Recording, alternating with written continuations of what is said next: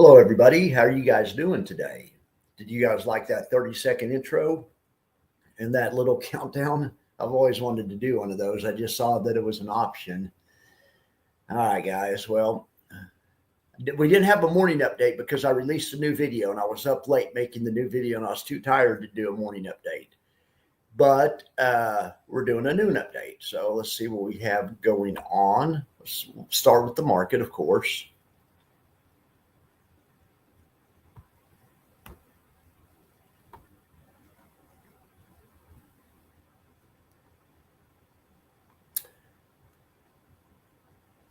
Well, I just happened to be checking out Bitcoin right before I came on air. This is a 30-minute chart of Bitcoin, so we can just pretty much stay on Bitcoin for a second.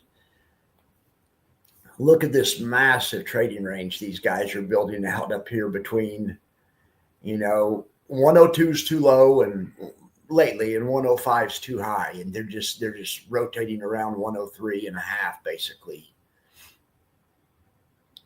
Beautiful. There's three by the dip zones. There's one right here. 102 is the first by the dip zone. That one's already happened. If it goes lower, this about 100 might be the next place, and maybe 98. If it goes any lower than that, it's probably not a dip. It's probably going to revert back to 94. But all right. So let's look at the SPY.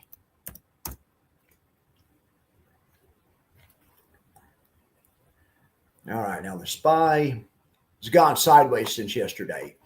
See where it says election night gap? It's this orange box. We're over it. We're right.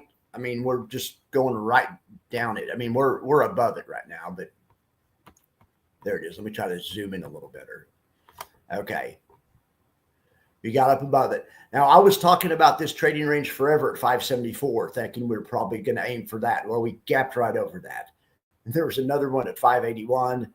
But then there's another one still, yet again, at 587, where we've had two-way action before. It looks like that's where it's trying to settle in for now, and that would be awesome. Because if it's settled in above the election night gap, which is 585 basically, it's more like right here. That would be awesome, right? Also, the 200-day moving average is around here. I think it's around 580. So, I mean, the gap's important. This gap's kind of the go-no-go zone for now. So this orange gap goes between 575 and 585. It's probably neutral in there, but above there bullish, under there obviously bearish. All right, well, let's look at, I made some new technology for you. I started my technology was not working yesterday. My apologies, but I'm trying to design technology to be more resilient. Which is hard. As you guys know, I'm not the best designer of technology. But here's what I came up with. But I'm really starting to like this. I worked on I really like this idea. I think we're going to start doing it this way maybe. So let's go to the retirement simulators. It's a page in the retirement simulator. It's called Misty Trades. And we looked at it yesterday, and I showed it to you guys yesterday. They put on a couple of tranches of cover calls yesterday. And we took a look at those. We'll take a look at those during the option trading segment and see how they're doing today. But today they did another batch of trades, and here's their other batch of trades. So I summed it up at the bottom. Yesterday they had 3.68 billion under management. They brought in. They had credits of 16 million, debits of 3 million or something. Anyway, they ended up bringing in, they brought in 16. They spent. Bought means they sold. 16 went out the door. 21 came in the door, meaning they had trading profits, trading income of 5.7 or 5.2 million dollars.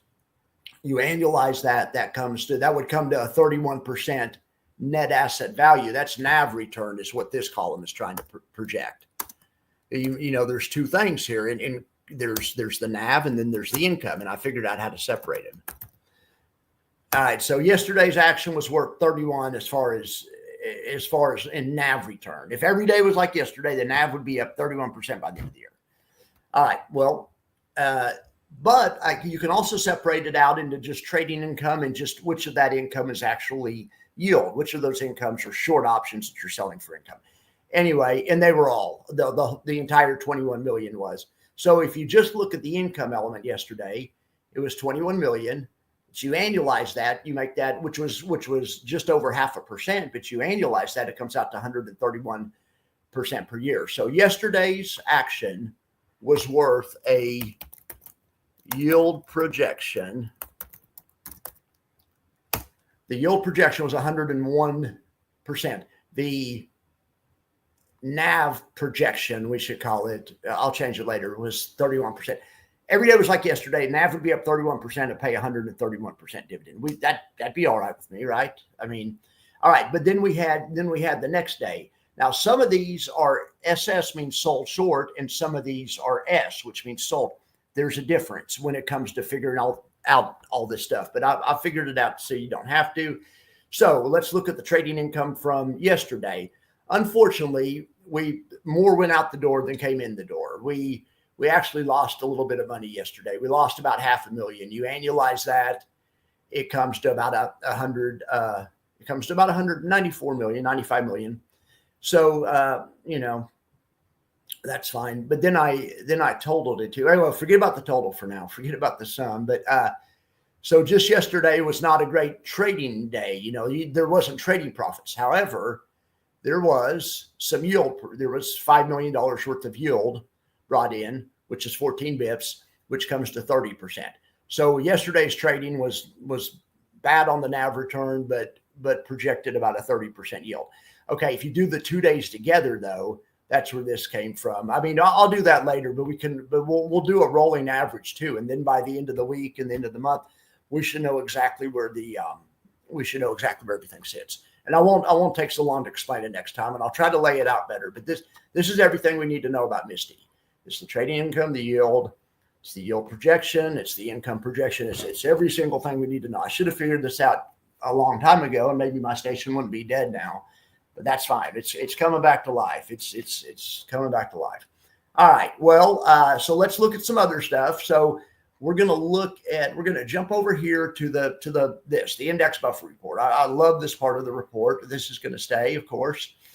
Index buffer report. So let's see what's going on now. Which ones do you think are up the most? I'm not even going to look at the screen. I'm just thinking. So Bitcoin's actually down a little bit today. NASDAQ's up. So I know it's up. It's going to be tech stocks and stuff, right? It's going to be like chip stocks and stuff. So I'm saying that's going to be Chippy. That's going to be maybe Alti and maybe GPTY. Let's check. LFGY. I should have known, but crypto's not as hot as it was yesterday, but I should have known. YMAG, boy, that's nice. That is really nice to see. And that's because NVIDIA is up 3.6% amongst other things. It's going across the screen right now. And Alti. Okay. ULTY. That's wonderful. XOVR. It's a great day for private equity. There's so much freaking private equity money in the world. There's a lot of it in Austin, but there's a lot of it in Palm Beach, Connecticut. It's all over the place, California. I can't believe the eToro, and it's a really good. I mean, they're happy with the results and stuff. If we get in a phase of a market where they start releasing IPOs and people are buying the IPOs, of course, that's I guess it could be a sign of a top in a longer term sense, but it's good for short term order flow. All right, so XOVR is a private public partnership. I just think it's just reacting well to the market today. So over here. Now, let's see. Look at SDTY. Second day in a row, Jay is stomping Roundhill. And remember, yesterday, Jay did not make a trade, and neither did Roundhill. They just let themselves go long all day. It would appear. I think they may have put on a trade at the end of the day, but I'm not sure. I put it in my questions to ask Jay. But anyway, SDTY is doing well, and T-SPY is doing well, and so is Roundhill. Look at XDTE is also outperforming the SPY. No shame in that. SPY T is just underperforming the SPY by a little bit. So lots of good performance here. Nothing wrong with XDTE. Look at SVOL. This is first day. SVOL hasn't been up 42%, but settled back to earth. It's up 0.2%. Q up. Nice job, Q up. Now Q up is not doing as well as triple leverage NASDAQ, but K triple Q, another great day. What's having a bad day here? JEP-I is having, that kind of surprises me. I wonder if it paid a dividend. It's the middle of the month. Maybe it's the dividend came out or something. Anyway, it shouldn't be down today. I mean, nothing else is down. Whenever one thing's down and nothing else is down, I just figured maybe it paid a dividend. And it hasn't been reflected in the price, or it is reflected, but you guys know what I mean. All right, YMAG looks good. ULTY looks good. On the bad list, I guess the Russell stuff is kind of on the bad list. All right. Well, now let's go to the yield max buffer report. I need to add Hui to this, and I need to add the more recent yield maxers to this. Looking to do a new review today. Oh, did you guys watch the review on SNTH? I thought that was a good review. It's a really interesting strategy. I'm not just saying that because I'm not just saying that. It really is an interesting strategy. That one is, I mean, I was up hours in the simulator last night trying to figure out how to adopt that strategy into my own account. I think I figured it out, but then I was up this morning messing with an offshoot of that idea. But those, I like that. I like that idea. I'm going to ask Jay about that type of strategy. Jay does something similar with Z-Hedge. Jay, that's a similar type fund. All right, so I can't find this. Where's this darn yield max buffer? It used to be right there. Index buffer. There it is. YM buffer. All right. Well, SMCI. Look at that. Did they have earnings today or something? Or it's just because they're tech? I mean, because they're chip, right? AMD. All the chip companies are just on fire. Oh, get this. My model portfolio is broken, but I did check the balance. My balance is higher than it's been in forever, and that makes sense because I switched a few weeks ago. I switched a week or two ago. I switched to LFGY and some risk-on type stuff.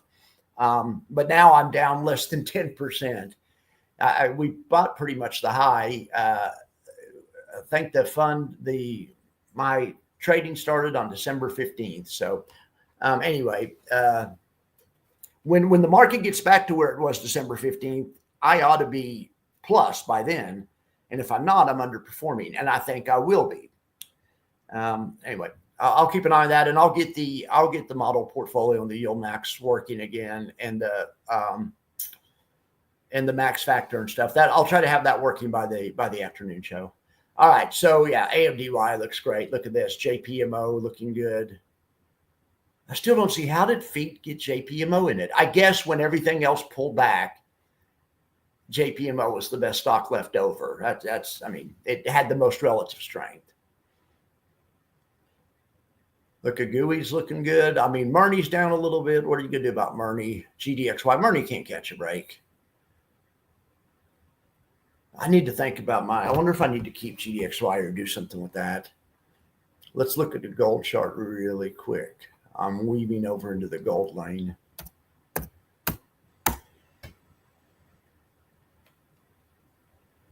It's hard to tell that much from a zoomed in chart. It's time to buy the dip, right? I mean, you could see what gold may be trying to do is revert all the way back down here to this mean, but hopefully not. I mean, this is a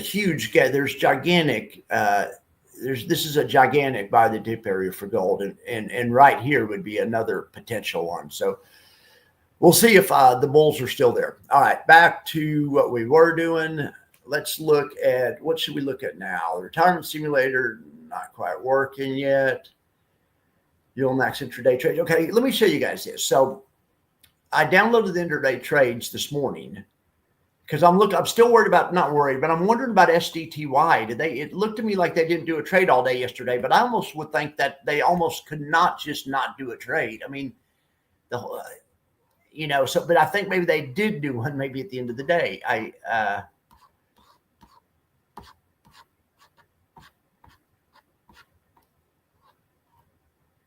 Does anyone know what YMAG LN means? I mean, I have an idea, but I'm just not sure.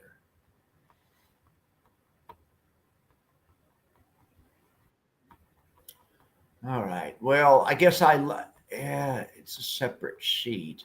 Well, let's just do it this way. Maybe I'll just look at it this way. Downloads, intraday. There it is. Okay. There it is. Okay. So it says 5/13, which is yesterday, and the options are dated 5/13. Yeah. So they did put on an option later in the day. Looks like they sold something for 8. So I guess it expired workless because there's no closing transaction. It looks like So I guess maybe they did put on something later in the day. I'm not really sure. I need to ask Jay about this. This fund confuses me. But then I checked just like at noon, and it's still showing yesterday's trades. I want to get today's trades. I mean, I thought on these stocks, Round Hill and them released the trades pretty much real time. Let's see what Round Hill's doing today. All right, Round Hill weekly payers, I didn't need to click on that. We need to go over here to strategies. I don't want weekly pay. I don't want to stay updated. I want to know what this one is doing. XDT. Okay, so let's go see. They own that fund week. That's a Round Hill weekly T-bill ETF. That's a cool idea. Intraday trades. Let's look.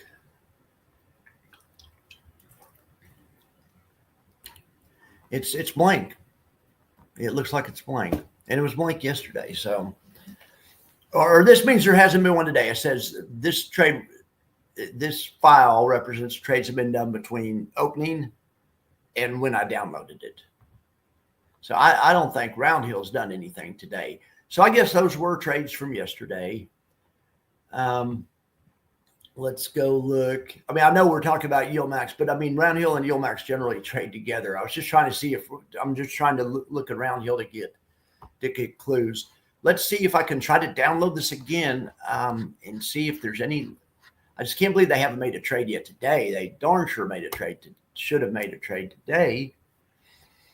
And it should be in here. It should say 14, 11, 16. I'll try it one more time. I'm just going to scan through this version real quick, see if it's in here before I even have to go copy and paste it. MSD crash, Abney, Dips, Carvani, Hui, ULTY, Biggie, Soxy, LFGY, GPTY. All right, there it is, right down there at the bottom. It's dated yesterday, and those trades are from yesterday still. There's nothing from 5/14. Anyway, questions for Jay, I guess. I don't know. I know they're trading today. Other days I've been able to get those during the middle of the day. I download them right before I come on to see you guys. And if they made a trade an hour ago or something, it's usually on there. All right, well, I'm going to say hi to you guys and see what's up. Sorry I've been ignoring you guys. Hey, Mark, what's up? I appreciate you for being here. All right, so what do we want to talk about? Let's see what else we can talk about. We've talked about the market. Is there anything you want to talk about? Let's talk about some option trades. Let's see how the option trades are going. Let's see. What in the heck? That's the wrong freaking profile. Where's the right profile? All right. This is for that fund I was doing last night. I never did show this in the video though, but this is basically what the position looks like. No matter how much it goes down, you can only lose $18,000 every 6 months. And I think this was on a $500,000 portfolio or something, or no, $100,000 portfolio or something like that. But your losses are kept at bare minimum because they don't own any stock. They just own an out of the money call option that for a year out. So let's see here. Let's look at the safe trades. Okay, now these Misty trades, those are from yesterday, and they may have closed those by now. But if assuming they're still open, these are these covered call spreads they have on. And you can see, it's just the way they do it. It's synthetic stock. Because look at it right now, that profit or loss is stock, basically. I mean, it has a little dip out here, but it also has, you also get a little bit of extra in the middle. I don't know. So that's not an earnings trade, though. I think Oklo, I don't know if they've reported yet. If they have, but this is a 3-leg risk reversal, of course. Boy, that was a good trade. $117 credit on $900 risk. if they have had earnings, you have a choice. I mean, they probably have, because look at this buffer. This buffer is insane. It would have to move down 31% from here to where you don't get your credit anymore. So you could, I mean, if you did this trade, you could wait a few days and, hope the market goes up, maybe hold it till, Thursday. And if you get the market to go up more, now granted, that's another 30%, that's asking quite a bit, but just in theory, if the market goes up more, you can profit more. All right. So that's Oklo. Let's look here. That was a good one. Now, all of them have been good lately because the market's mean reverting. This is a mean reverting strategy. So, ON, I mean, they had earnings already, $274 winner. Oh, look at that. She got the bonus time on that one. Oh, I like that. You got to like that, because people that just sell premium will never get a trade like that. And then that breaks premium sellers' hearts. Premium sellers have read all the books and they understand math and they know they're supposed to do it. But then they get FOMO when they see their buddy that bought the 57 call. This is a way you do both. You sold your premium, got your credit, you took your wife to dinner, you handled your responsibilities, and you still had some fun. That's the whole idea.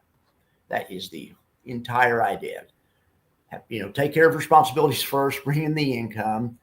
Leave yourself some upside, leave yourself some possibility, something to think about it,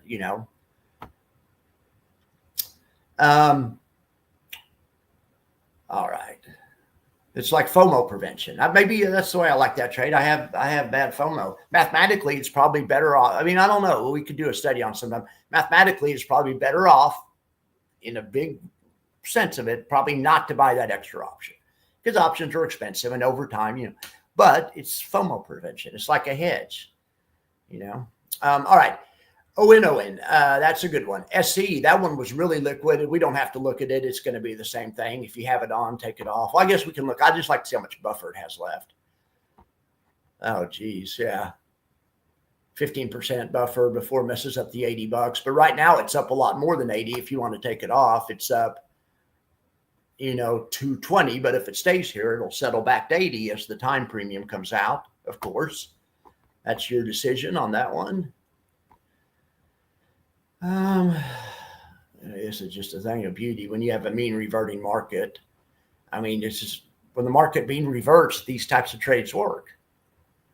I mean, so these trades aren't really bullish. They're kind of neutral to with the bullish trend. PLTR, I don't even remember. I think I just wanted, somebody asked for a PLTR trade. I mean, but if you have that on, take it off. I mean, look at that. I mean, take it off and just put on the same thing again. Take your money, put on the same thing again. Just recenter it if you're still bullish. And then you can, and that's a wheel. Instead of, I mean, this is my version of a wheel. It's not a wheel. It's a gravy train. It's a treadmill or something, but just, that's the whole idea. Applied Materials, we've already looked at. They actually have earnings, I think, Wednesday. I'm going to show you guys how to what I'm talking about. Let's just okay. So they have earnings after the bell today or after the bell tomorrow. It doesn't matter. So we're just going to, let's see. I guess I'm going to leave it on just so we can keep seeing how he would have done. But I'm gonna show you what the rollout would be. But I'm just going to leave it in the thing. I rarely close the trades because I just want to be able to go back and have a big, that's a lot of how I figured this out. I have like a year's worth of 3-leg risk reversals. That's how I know they work. I mean, it's one of the reasons. Because I just save everything I do in here. But to be fair, lots of times I do bearish risk reversals, but that's fine too if we're in a bearish market. All right, so let's do this. Let's go to Applied Materials, because I know some people did that. So just take that off, and then we're going to put on a new one. But we'll go out to next week, and we'll try to make it a no-lose situation. Now, it may not work because next week is not an earnings week, so maybe it's not. There may not be enough volatility to do it. I'm just going to kind of eyeball next week. Okay, but see, what I want to do is I want to make the loss not exceed the profit I already have, right? We have $700 profit. Here's a $600 loss possibility on this trade. There's a four. Okay, there we go. $400. Well, except it's going to be more because I'm going to do it twice, and then I'm going to add an out of the money call, of course. That's a 5 delta. That's a little bit too far out. Oh, wait. Unlinked legs. That's a little bit too far out. That means 95% of the time you're wasting your $34. I like saying that helps me out about 15% of the time. But it depends on how much prey. It depends if you have enough money to take your wife to dinner. If you don't want to kill all your income just to $92 on it. It's 10% income, 5% buffer. The important thing is, though, well, let's see. Let me look at this another way.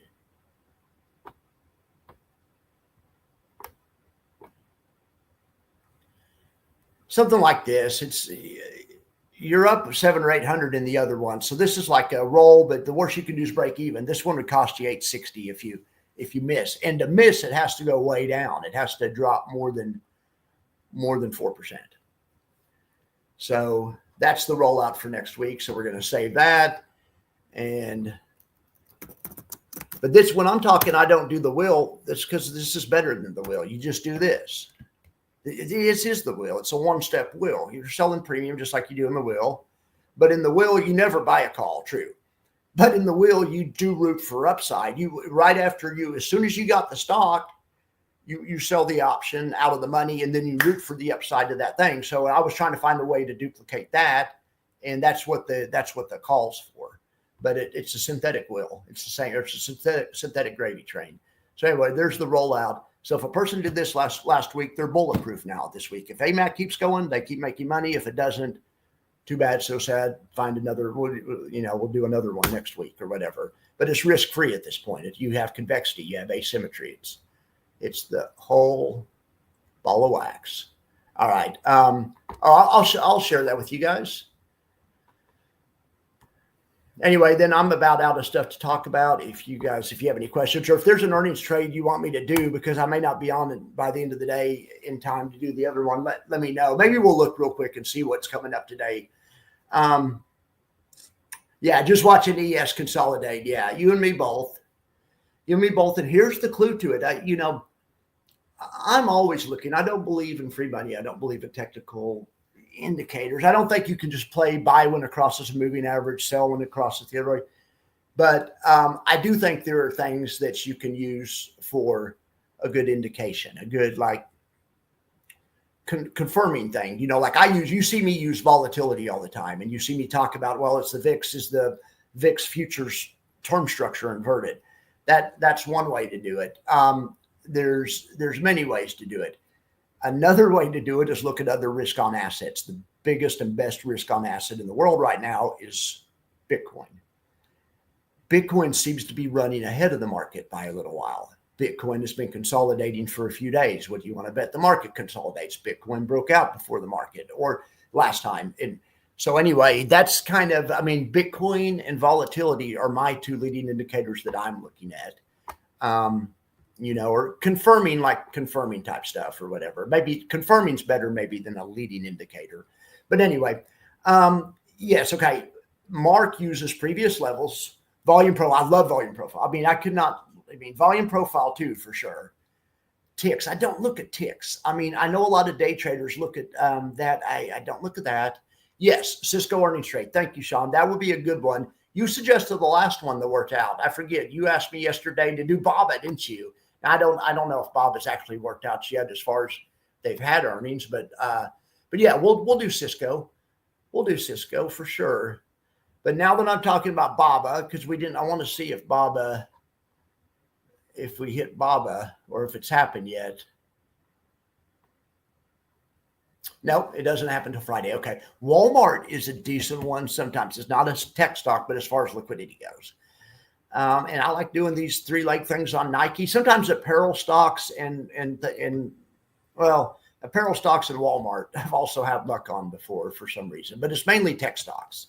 Cisco's perfect. I mean, perfect potential. So I'm going to assume bullish because we're in a bullish market, reverting. So easy to switch these. The other thing that's better about my version of the wheel than the other version, well, you can't do a backwards wheel. There's no such thing as somebody just like, well, the market looks bad, so I'm going to start doing a reverse wheel. Because you would have to enter with the selling stocks. You have to find somebody to let you short the stock. It costs a fee, but you probably buy a call above it to cap your, for margin control and stuff. It'd be a cluster to do a reverse with. It's no problem at all to flip the gravy train around. Zero problem. They usually work out better bullishly because puts are more overpriced. Because of the call puts to you, but you can do it the other way too. All right. So Cisco, let's get this one going. Let's see what we can do. CO or is that Costco? No, Cisco. All right. So I don't like. Oh, it's because we're all the way out to June. Yeah, look at that. Tons of liquidity here. So I can just tell by looking at it.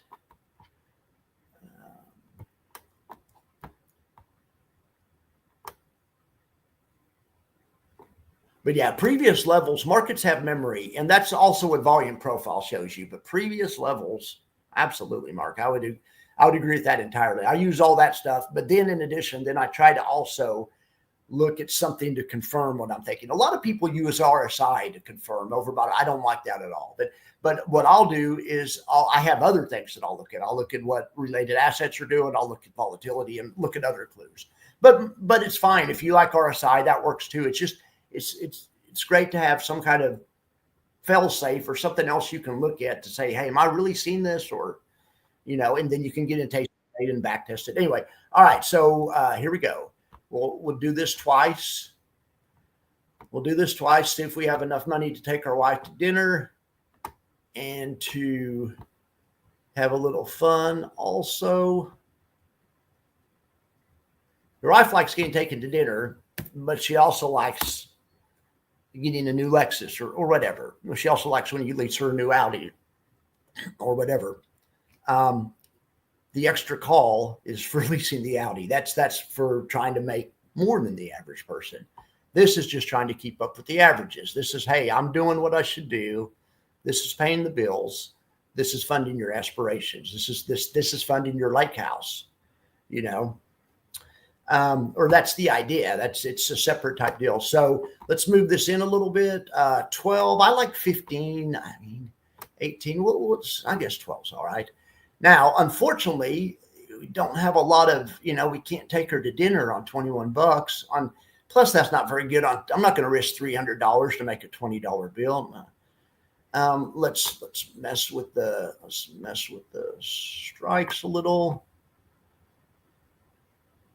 Now this one, to make $50, $45 on 250, that's reasonable.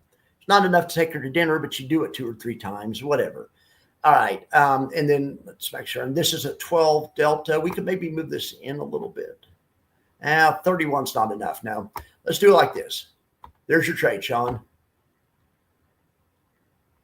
I'm going to type bullish idea. If you want, just put it in Twitter and I'll do the bearish one too. But the bearish one's just going to be a broken wing butterfly with no risk to the downside. Copy link, and here you have it, Sean. But yeah, thanks for asking me. I love to do this kind of stuff. All right. RSI is something I look at occasionally, but it doesn't tell me anything. The volume profile doesn't. Yeah. Just pure price action is pretty. What about just pure price action and pattern analysis? Of course, there's no way to test it or to quantify it. It just is something that you have over years of, that you can develop. I don't know. Thomas, thank you for being here. You did an iron condor in Walmart. Yeah, no, iron condors are not my cup of tea, but my cup of tea is anything that, that makes money. I guess here's my thing. I'm an index trader. Indexes always drift up. You can't, maybe some people can do condors on indexes, but anyway, here's the other thing. What I'm telling you, whenever you hear an option trader or somebody that thinks they're an option trader, saying that they don't like iron condors because they like the market drifting up. All that means is my strategies also, I'm not a good enough option seller by itself. My strategies are also using kind of cheating to use the market's appreciation, but everyone does that. A lot of people do that, but yes, so on indexes, the market's drift is such an important thing to systematic things, but on individual stocks and in tactical situations, yes, more power to you. I used to get out SPX and do a 0 DTE iron butterfly, and I could put one on, and I went like 5 days in a row and took it off an hour later for $100 profit. I put it on and then I took it off, and then I put I put an order in to get rid of it if it made $100. And within an hour later, like 4 or 5 days in a row, I hit it. But then the next 4 or 5 days in a row, I missed it. But it's great to take advantage of non-movement. I mean, that's a wonderful feeling. The market didn't move and I made money. I'm all about that. All right, guys. Let's see what Mark's saying. Price action, which is why I mark levels every morning. I'm not very disciplined, like you guys might have noticed, but volume profile marks out all your levels for you. And I mean, volume profile has been such a great thing for being able to see stuff that I might not have otherwise seen. But yeah, markets have memory. And we see it time and time again where there's an area where it went through so fast, not all the orders get filled. Then it gets ahead of itself too far, comes back to that area, the orders are still there, and it's shot out of that area. I mean, it happens all the time. And the reverse happens too. All right, guys. Well, I appreciate y'all being here. I think that this live stream went better than the ones yesterday. I appreciate you guys that were here yesterday. So anyway, I'm going to make a new video today, a new review video. So if you guys have any suggestions, put them in Discord. I was thinking maybe something yield max. Maybe I'll take a look at that RNTY, but I would really rather take a look at something that's doing some kind of option strategy magic. Anyway, if you guys have any suggestions, let me know, and I'd be happy to do it. But I'm going to try to do another video. I really like that SNTH video. I've said this for like the 10th time, but it was a good video. So I'm going to try to make more like that one. Mark, what are you saying? That's not to say you never make a mistake. You've been trading SPY options for 5 or 6 years. It works for me. Yeah. My strategies are trying to take advantage of the time decay, but also at the same time trying to take advantage of the drift. It's, but I'm just really loving this mean reverting market. Well, I know one other thing I wanted to check is how much should I be down if I was a market performer? I mean, and I'm not, I'm underperforming because I buried my head in the sand and was trading this like a passive investment. And really, if I would have left it in what I had, I would have been fine. My brother-in-law doesn't have margin. So what difference does it make? I just didn't want to take a 40 or 50% drawdown. I mean, but I should have thought about that right when I put it on. I could have been more proactive about managing this sooner and sidestepped a lot of this. Because as you guys saw, my timing was almost perfect, but it was because I was looking at all this same stuff we talked about. I was looking at other risk assets, I was looking at gaps, looking at momentum and trend, and just all the same stuff you guys look at, chart patterns. You don't have to be perfect. Options make it when you have selling an option. You've right there, you've got 2/3, 1/3. So you combine a 2/3, 1/3 type situation with, I think I'm maybe better than 50-50 on thinking which way it's going to go. So maybe if I'm 55% on that, then I put in an option strategy that's 65%. The two of them together can, over time, if the whole thing is if you don't blow yourself up. So that's why it's important to hedge and to keep yourself reasonable. But look at this, the size of that gap. My gosh. That is a thing of beauty. But I know it's like, man, I should have bought the last gap. I mean,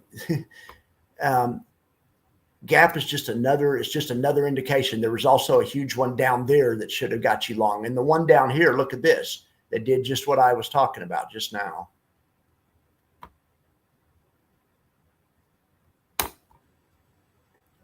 Hang on here. right, let me try this one again. Parallel channel.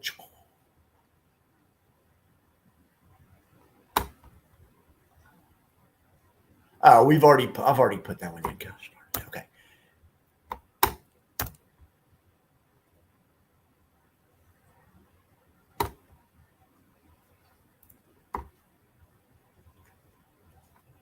Yeah, and these are gaps on the daily chart. You can use the 30-minute chart also, but look at that. Oh my Lord. I think we did try a dip buy or something, but it expired before the market turned out. I mean, we saw that when it happened, but I mean, my gosh. I mean, and then there's another one down here. So maybe the first one you're saying, I don't know if this is real, but then when you see a second one get long, now we've seen a third one and a fourth one. When the market was going down, we saw one above us, then another one, then another one. Then all of a sudden we had four on top of us, meaning that even if we go up, it's probably going to be so even if we go down with all this bullish order flow supporting the move, it's anyway. I think Mark and I are on the same page. So you say SPY is up slightly year to date. Oh yeah, so I'm down. Okay, so I'm definitely okay, but I prefer more yield. That's what I was going to look at, but it's SPY's up here. Okay, I wonder if SPY's up since December 10th. Sell them. I might buy a couple hundred shares and sell the 0 DTE credit card. Yeah, that's covered call into it. I think the next time SPY has a nice bearish day, yeah, so you're going to buy 200 shares and sell 2 0 DTE covered calls, get some income right away the same day, or one DTE. I got you. Nice. All right, this time I'm really going to look. Okay, December 10th. So it is from December 10th. I mean, I'm trying to make myself feel better, but I actually have a few shares of Coinbase that I was in such a hurry to dump I didn't do a great job. And then I decided, well, I'm just keep a few shares of the other ones. Coinbase was up 10%. Yes, I don't know you guys know this. I didn't know that. And freaking, I also have a few shares of Fiat, which is down like 23% or something. Okay, but from December, here is where it was. December 11th. I was right there. So the SPX was at 60.60. Right now, the XPS is at, we'll call it 58.60. It's close enough. 200 points on 6,000. Was that 1/3% or something? I don't know. But in any event, I should be down that much. And instead, I'm down just under 10%. I was down 9 point something last night. Anyway, it's going the right direction. It's going the right direction. I feel good about it. If the market turns around and starts going back the other way, the YQQQ will help dampen it, and the GDXY might help dampen it, especially if the market turns around and starts going the other way for like inflationary reasons or something. All right, now I'm really going to let you guys go this time unless there's any questions here. Yeah, it killed. I couldn't believe it. I was thinking about you yesterday because you're always talking about using fiat. But man, here's one other thing I do want to say. That's a prime example on a lot of people, and I thought this too at first when the bearish ones come out. I didn't really think this, but I was kind of thinking, why couldn't a person just buy half and half and just capture the dividend? That's what I was thinking. Well, it doesn't work out that way.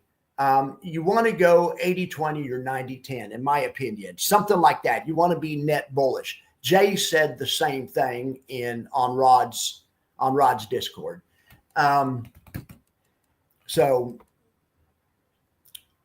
But that makes a perfect case. So Fiat was down 23% yesterday is what I think it was. And Coinbase was up 10%, let's just say, something like that. Okay. Well, if you'd had 80-20 or 90-10, you'd still been fine. You still made money for the day. If you think how mad you'd be if you were 50-50 on a day like yesterday, you would have been bleeding off money.